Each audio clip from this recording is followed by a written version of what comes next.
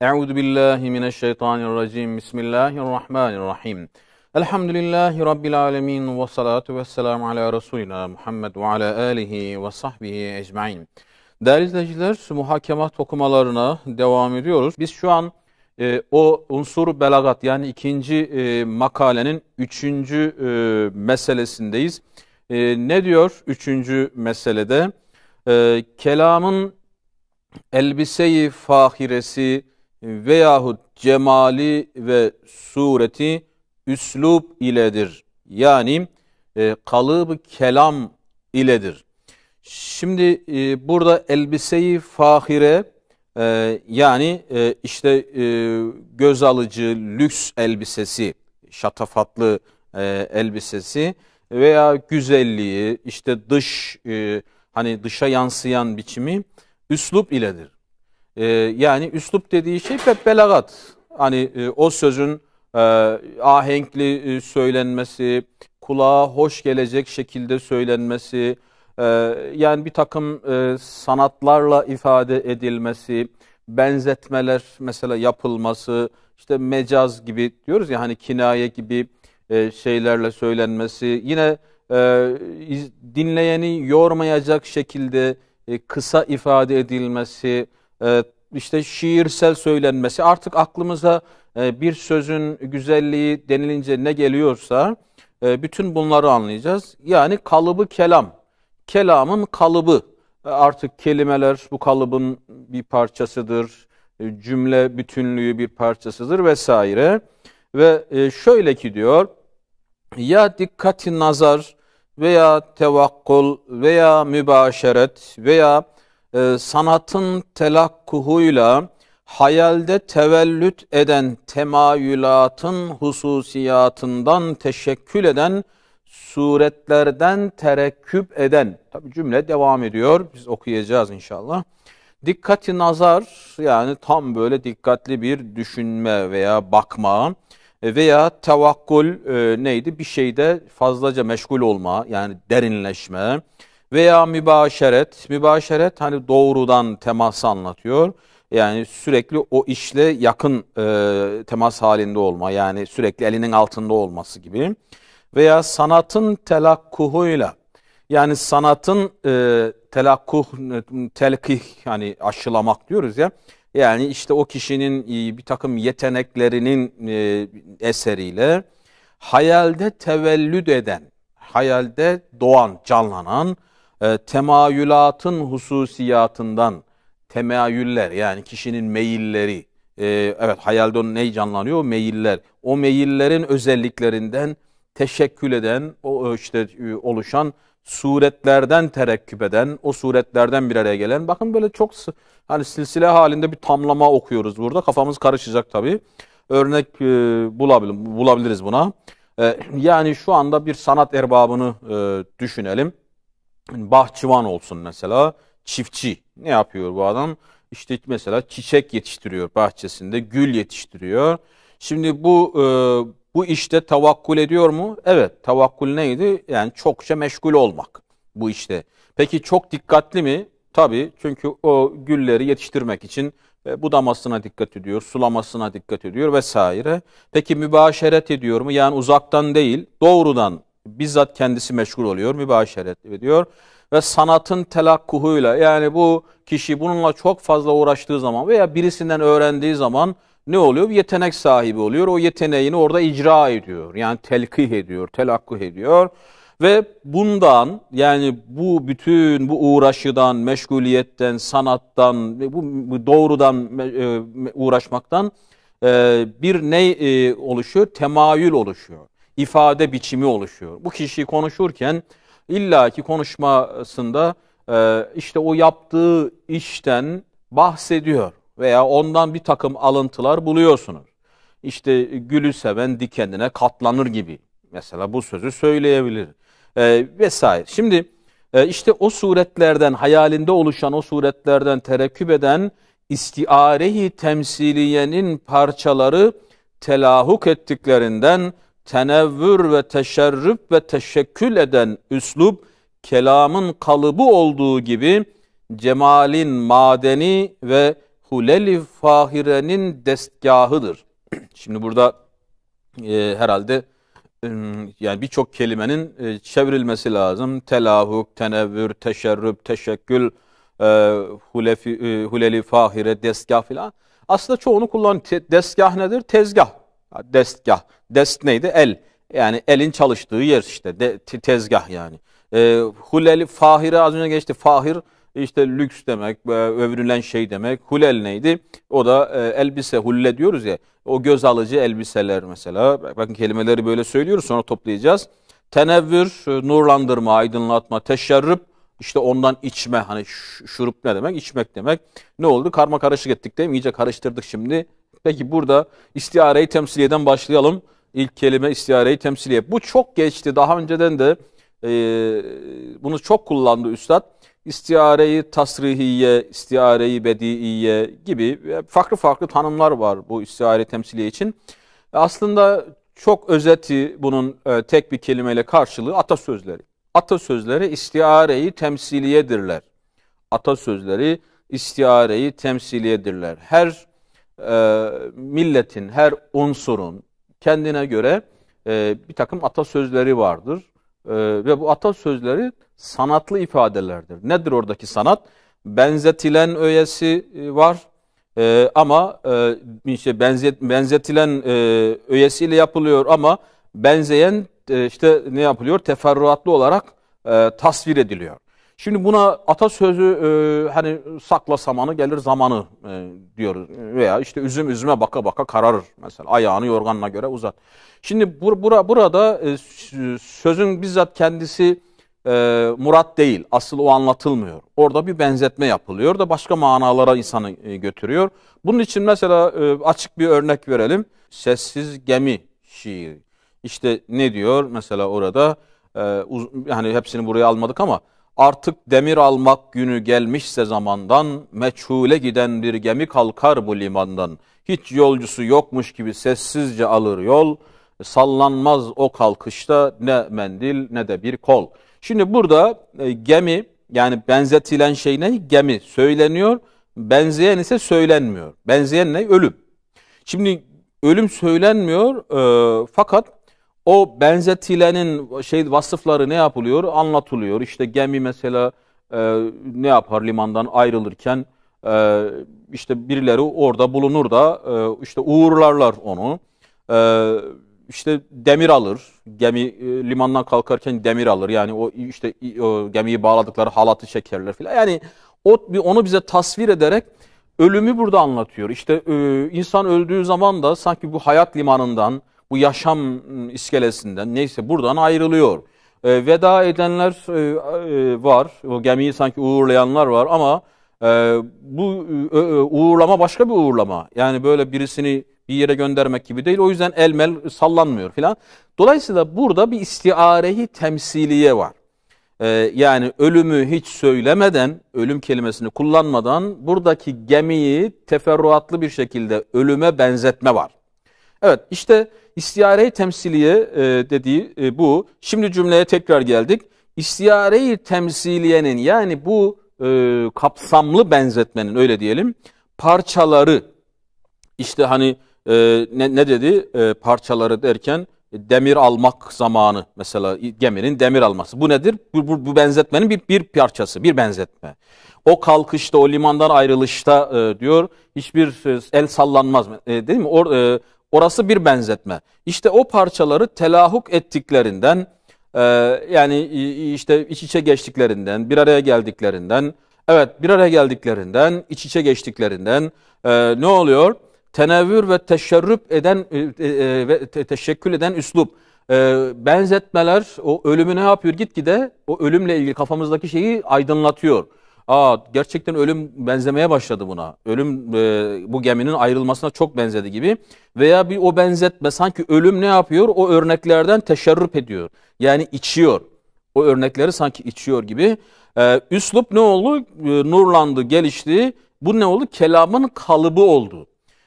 Cemalin madeni, güzelliğin kaynağı ve huleli fahirenin, yani işte o sözü söylerken o söze giydirilen o güzel elbisenin tezgahı oldu. Ney? o istiareyi temsiliye, yani o çok yönlü benzetme.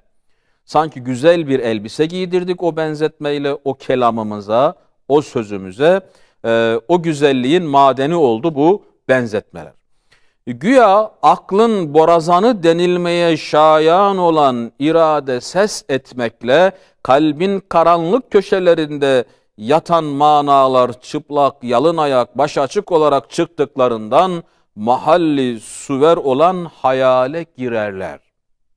Kalbin karanlık köşelerinde yatan manalar, yani insanın içinde geçen veya bir şekilde bekleyen, tuttuğu o manalar, o işte dile geldikleri zaman, dille ifadeye dönüştükleri zaman nereye gidiyorlar? Suretlerin mahalli olan, yani elbiselerin bir anlamda giyildiği yer olan hayale girerler.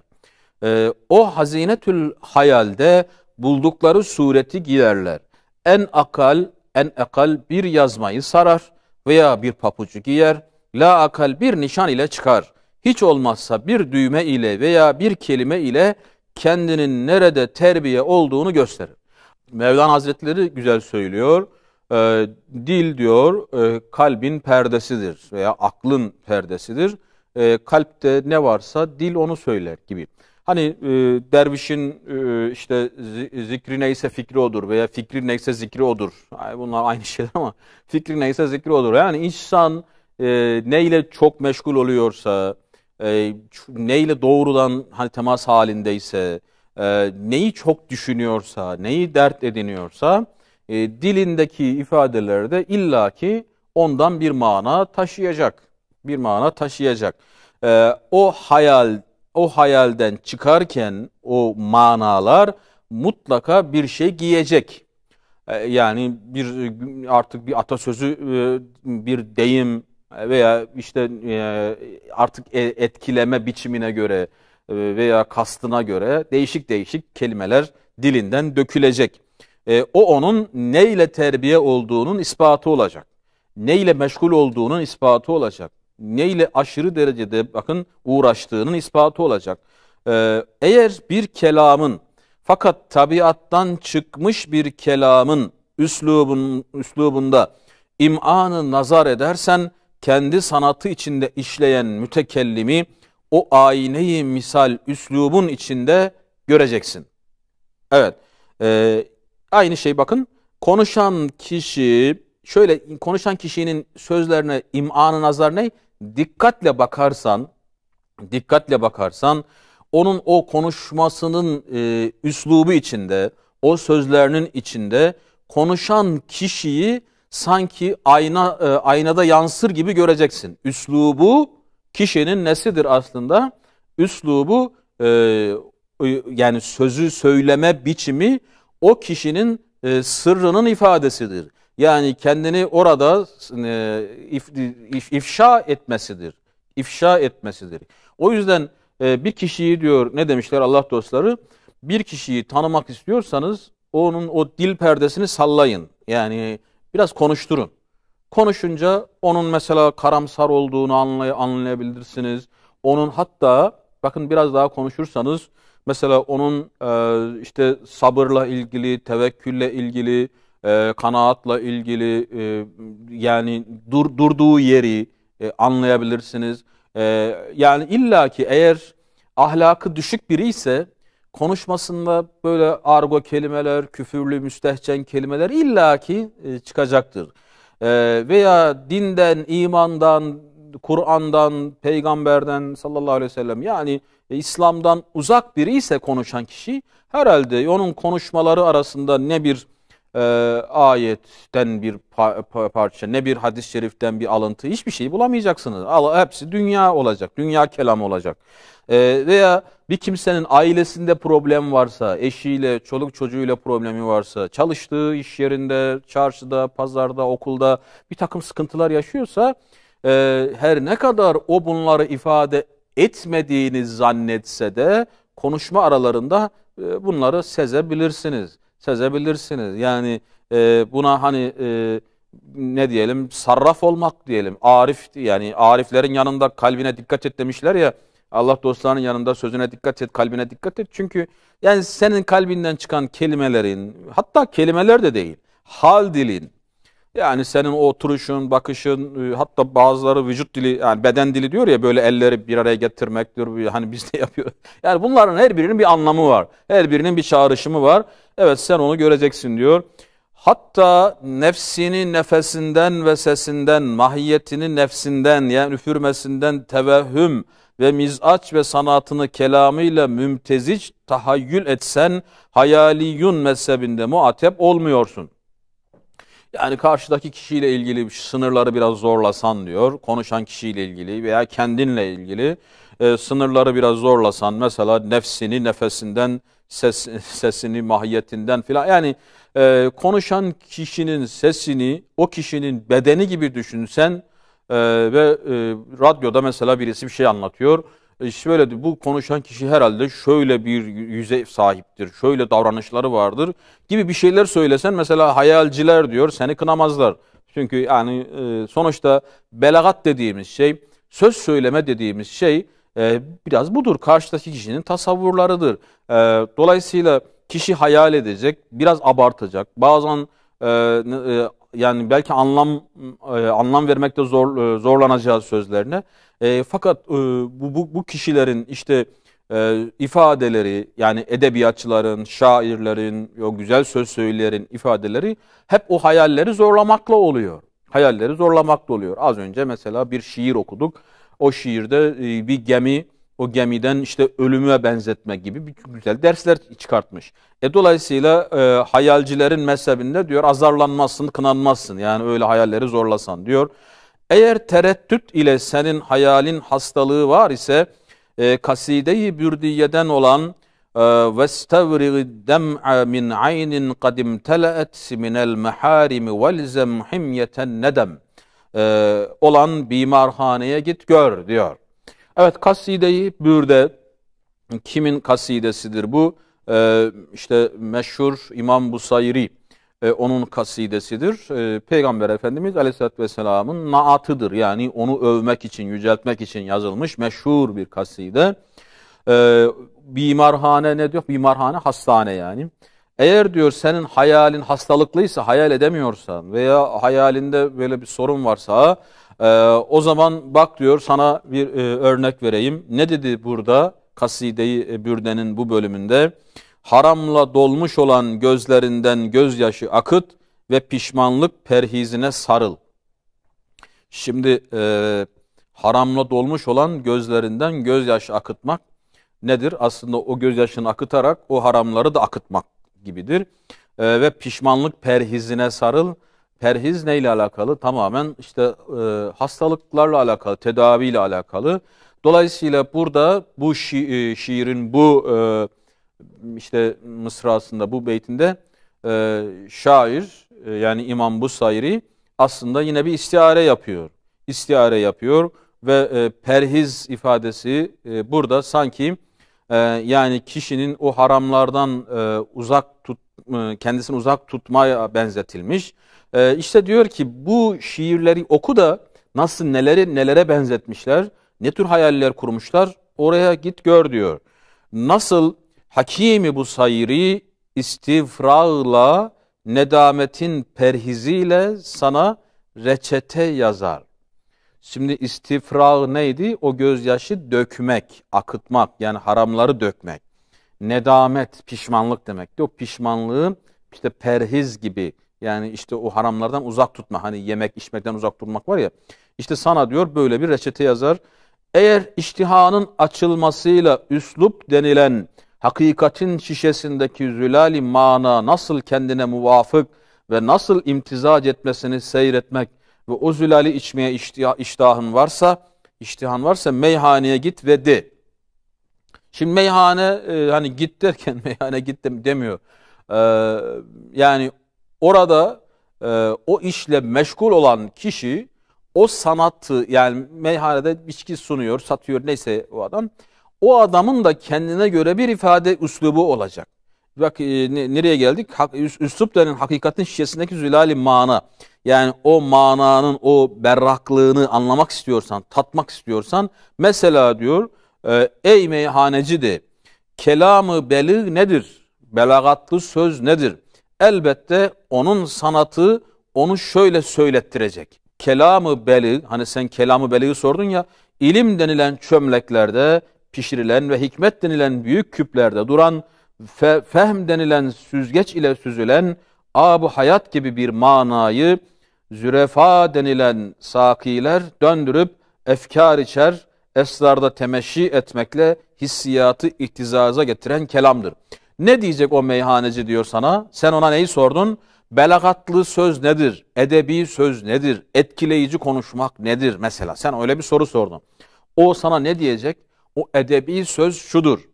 İlim denilen çömleklerde pişirilecek. Hani işte meyhaneci ne pişirir? Şarap yapar mesela. Şarap nerede? Şu çömleklerde kaynıyor. Ama o çömleklerde diyor ne kaynar? İlim kaynar. Bilgiye dayalı olacak. Sen pişirdiğin şey bilgiye dayalı olacak. Eğer sen bir edebi bir söz söyleyeceksen böyle sallapati olmaz. Hangi konuda söyleyeceksen o konuyla ilgili biraz bilgin olması lazım. Yani biraz o konuda işte tarih mi bilmen gerekiyor, coğrafya mı bilmen gerekiyor, sosyoloji mi bilmen gerekiyor. Biraz okuman lazım ki sözün mantıklı olsun biraz.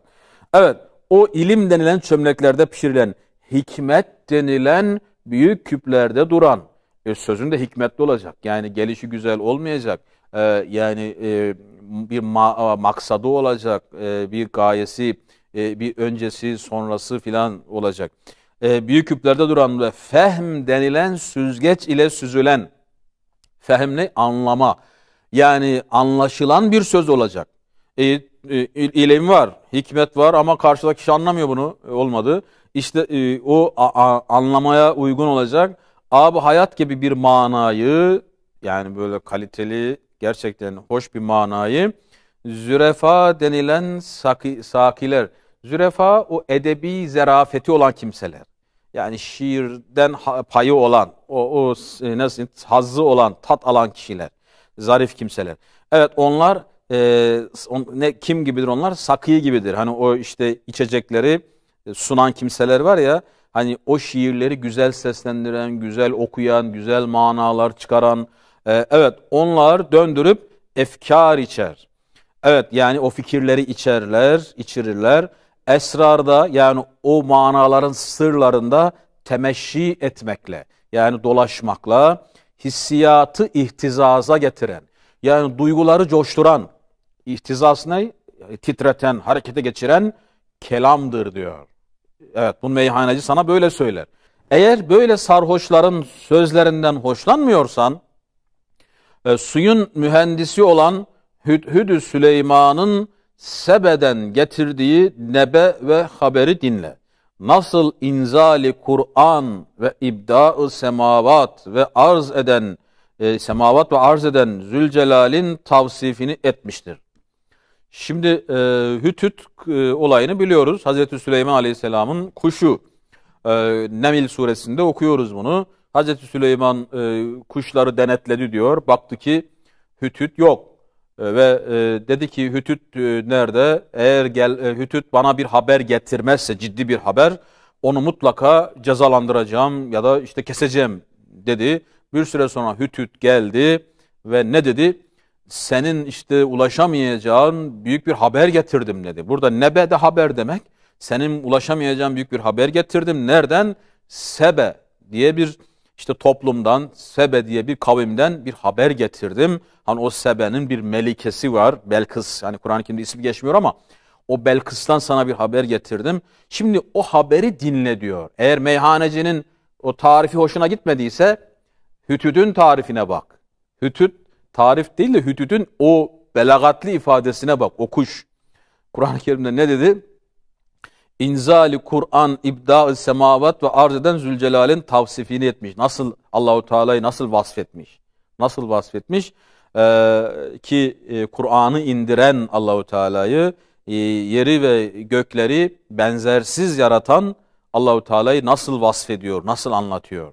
Hüdhüd diyor, bir kavme rast geldim, zemin ve asumandan mahfiyatı çıkaran Allah'a secde etmiyorlar. Bak efsaf-ı kemaliye içinde Hüdhüd'ün hendesesine telvih eden vasf-ı mezburu yalnız ihtiyar eyledi. Şimdi ne dedi?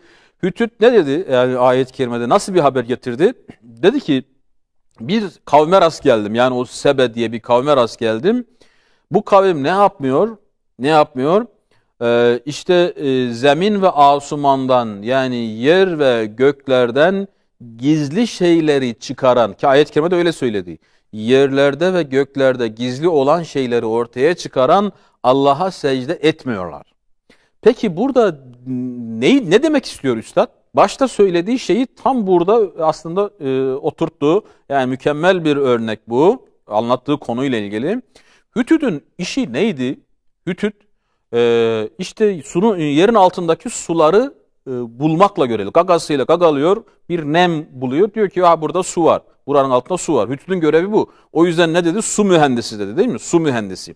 Hütüt'ün meşgul olduğu, Hütüt'ün derinleştiği, Hütüt'ün ustalık alanı, Hütüt'ün mahareti, hüneri bu. Yani işte su bulmak. Hazreti Süleyman'ın su mühendisi. Gidiyor, bakıyor şöyle hem yukarıdan bakıyor, araziyi genel bir tarama yapıyor Allahu alem. Yukarıdan bakıyor, sonra aşağıya iniyor, son kontrollerini yapıyor. Bakıyor ki burada su var gibi ve kazıyorlar, su çıkıyor. Şimdi dolayısıyla Hütüt o kavmi nasıl vasfetti? Kendi mesleğine göre vasfetti. Kendi mesleğine göre tarif etti. Yani yerde ve gökte gizlilikleri, su gibi gizli şeyleri çıkaran Allah'a secde etmiyorlar. Allahu Teala'yı bin bir şekilde sonsuz vasıflarla anlatabilirdi. Yani ağaçları yaratan, denizleri yaratan, dünyayı döndüren, yani sonsuz bir şekilde vasfedebilirdi. Ama hangi vasfını anlattı? Kendi sanatına göre olan, kendi yaptığı işe uygun olan vasıfla anlattı. İşte bakın ne diyor?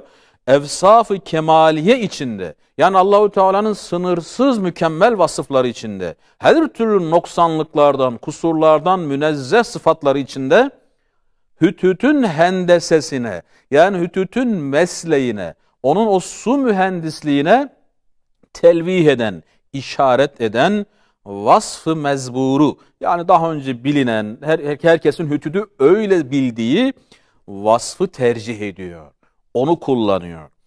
İşaret, üsluptan muradım kelamın kalıbıdır ve suretidir. Başkalar başka diyorlar ve belagatça faidesi kıssatın tefarıkını ve perişan olan parçalarını iltiham ve bitiştirmektir diyor. Ben üslupla neyi kastediyorum diyor. O edebi söz söylemek, etkileyici söz söylemek, sanatlı söz söylemek. Yani belir ifadeyle neyi kastediyorum? Kelamın kalıbını kastediyorum. Suretini kastediyorum. Başkaları farklı tarifler yapabilirler. Belagatça faydası nedir bunun? Kıssanın yani hikayelerin, kıssat dediğine hikayelerin tefarıkını yani parçalarını, kısımlarını ne yapmak? O perişan olan parçalarını iltiham etmek, lehimlemek, bir araya getirmek. Anlattığımız bir olay var. Üslubumuzla o olayı dağınık olmaktan, parçalı olmaktan ne yapıyoruz? Kurtarıyoruz. Karşıdaki kişiye güzelce, halis bir şekilde içiriyoruz, veriyoruz. Ta kaideyi bir şey sabit olursa levazımıyla sabittir sırrıyla. Bir cüz'ü tahrik etmekle kıssatın küllünü ihtizasa getirmektir. Bir kaideden bahsetti. Kaide ne? Kural ne? Bir şey sabit olursa levazımıyla sabittir. Bu genel bir kural.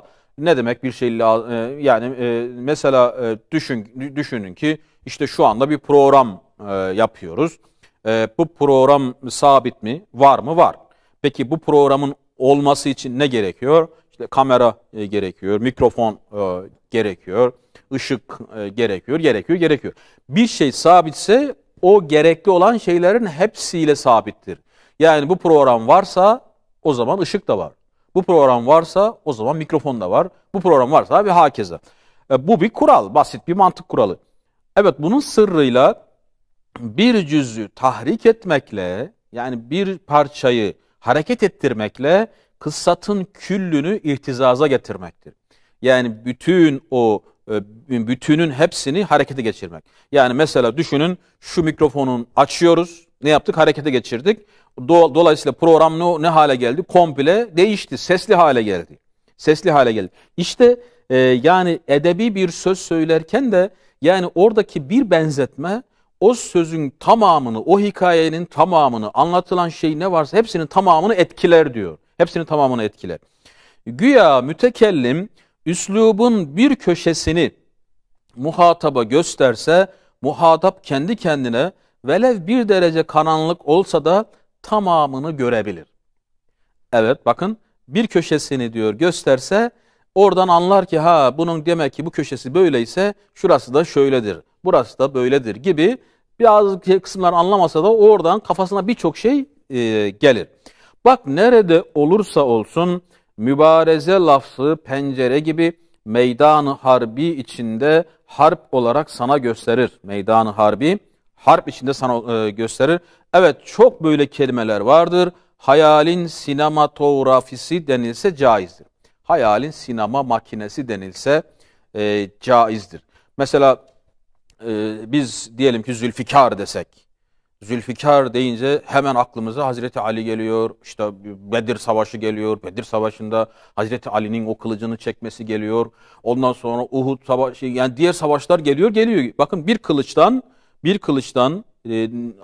zihnimiz nerelere gitti? Bir mübareze lafzı yani bir işte mübareze ne demek? Vuruşma.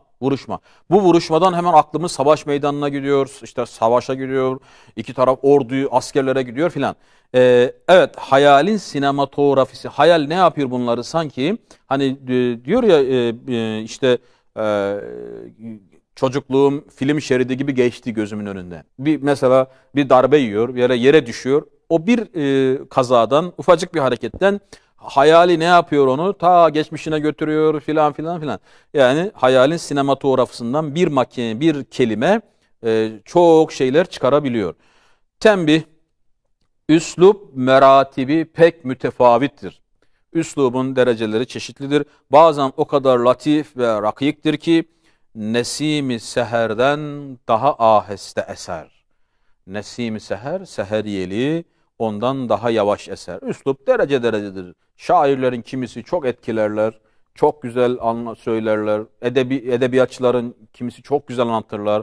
Bazı kıssalar çok güzel anlatılır. Bazıları yorar vesaire. Bazen o kadar gizli oluyor ki bu zamanın harbinin diplomatlarının desais-i harbiyelerinden daha mesturdur. Bir diplomatın kuvve-i şammesi lazımdır ta ihtimam edebilsin diyor. Evet bazen de o benzetmeler, o örnekler çok üzerinde düşünülerek ortaya çıkar. Ki Üstad hani daha önce Kur'an-ı Kerim'den 2 ayetteki belagatı anlatmıştı. Yani başka kitaplarda bulamıyorsunuz. Demek ki Üstad ne yapmış? Hani burada ne dedi? İşte kuvve-i şamme çok iyi koklamak lazım. Çok iyi koklamak lazım ki oradaki yani çok iyi kafa yormak, derinleşmek, yani böyle ince ince elemek yani süzmek lazım. Ez cümle Yasin suresinde men yuhyil izame ve hiye ramim şiveyi ifadeden zemahşeri men yebruzu ilel meydan üslubunu istişmam etmiştir. Evet insan isyanla Halık'ın emrine karşı manen müdafaa ve mübareze eder. Yani neydi o meal? Çürümüş kemikleri kim diriltecek der. Hani insan kendi yaratılışına bakmaz da bu çürümüş kemikleri kim diriltecektir? Zemahşeri o büyük alim rahimehullah ne demiş bu ayette nasıl bir mana var? Men yebruzu ilel meydan. Yani var mı meydana çıkan? Var mı meydana çıkan? Gibi böyle bir mana anlamış. Yani buradan mübareze sanki insan Allah'a isyan edince meydan okuyor gibi. Ve böyle bir mana. Dolayısıyla burada zemahşerinin nesi gözüküyor? İyi işte bir hani koklayıcı dedi ya üstad. İyi derin düşündüğü işte iyi mana çıkarabildiği gözüküyor. Ve hakeza diğer alemlerde öyle. 3. mesele burada bitiyor. Gelecek bölümde inşallah 4. meseleyle devam edeceğiz. Buluşmak dileğiyle hepinize Allah'a emanet ediyoruz. Esselamu Aleyküm ve Rahmetullahi ve Berekatuhu.